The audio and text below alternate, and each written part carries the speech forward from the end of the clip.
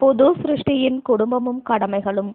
Reprint number 4521, பக்கம் 170.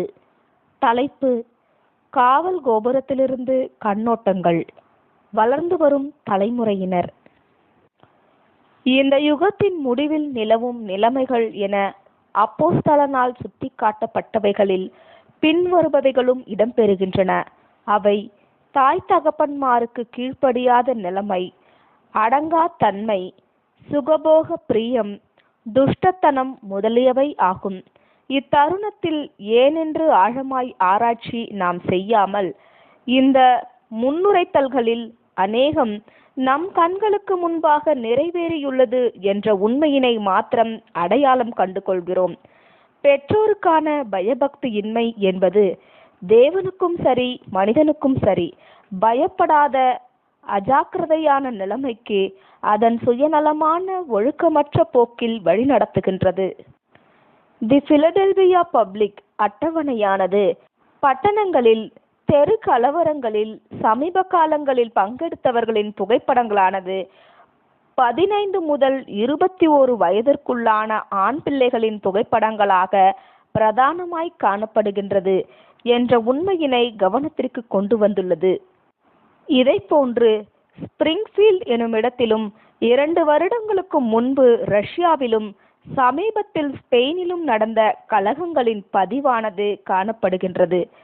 இந்த ஆண் பிள்ளைகள் தவறாக கற்பிக்கப்பட்டிருக்கின்றனர் அல்லது நீதி மற்றவர்களுடைய உரிமைகள் முதலியவைகள் குறித்து கற்பிக்கவே படவில்லை என்பதே பாடமாகும்.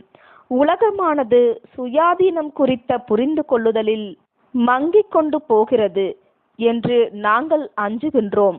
குரங்கிலிருந்து அல்லது ஜீவ அணுவிலிருந்து புரோட்டோபிளாசத்திலிருந்து மனிதன் பரிணாமித்தான் என்று போதிப்பதற்கு அதிக நேரம் எடுத்துக்கொள்ளப்படுகிறது.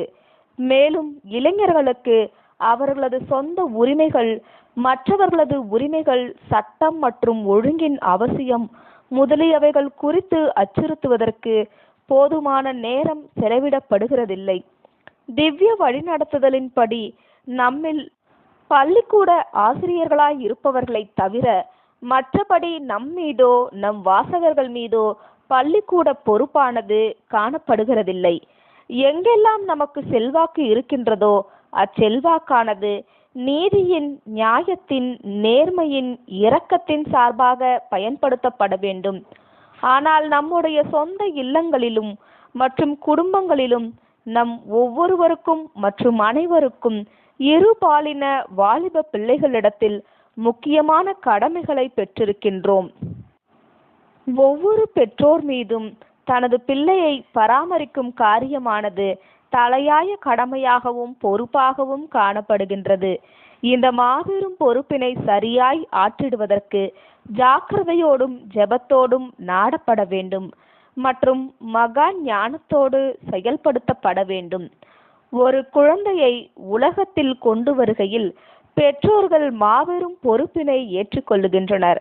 மேலும் இப்பொறுப்பினை ஒருவன் அலட்சியம் பண்ணுவானானால் ஜெயம் கொள்ளுகிறவன் ஆகிட அவன் எப்படி எதிர்பார்த்திடக்கூடும்?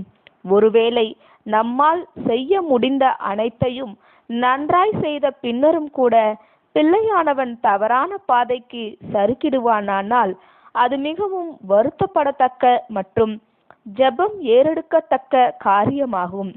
ஆனால் ஒருவேளை பெற்றோரின் சரியான அறிவுரைகள் இல்லாமையின் காரணமாக பிள்ளையானவன் தவறான பாதையில் போவானானால் இந்த துன்பமானது நம்மை கண்ணீர் சிந்தவும் வேதனைப்படவும் தெய்வீக மன்னிப்புக்காக ஜபங்கள் ஏறெடுக்கவும் நம்மை நடத்திட வேண்டும். காலை உணவை உண்ண மேஜையில் இருக்கையில் பரலோக மன்னாவை தினந்தோறும் பயன்படுத்திடவும் பிதாவாகிய தேவனிடத்தில் ஏறெடுக்கும் வாக்குறுதியை வாசித்திடவும் மீண்டுமாக காவல் கோபுர வாசகர்கள் அனைவருக்கும் நாங்கள் வலியுறுத்துகின்றோம். ஒவ்வொரு நாளையும் துதியுடனும் ஜெபத்துடனும் துவங்கிடவும் நாம் வலியுறுத்துகின்றோம். இன்னுமாக ஒவ்வொரு ஞாயிற்றுக்கிழமைகளிலும் பிள்ளைகளுக்கு பெற்றோர்கள் ஆவிக்குரியவற்றை போதிக்கவும் நாங்கள் வலியுறுத்துகின்றோம். ஆமேன்.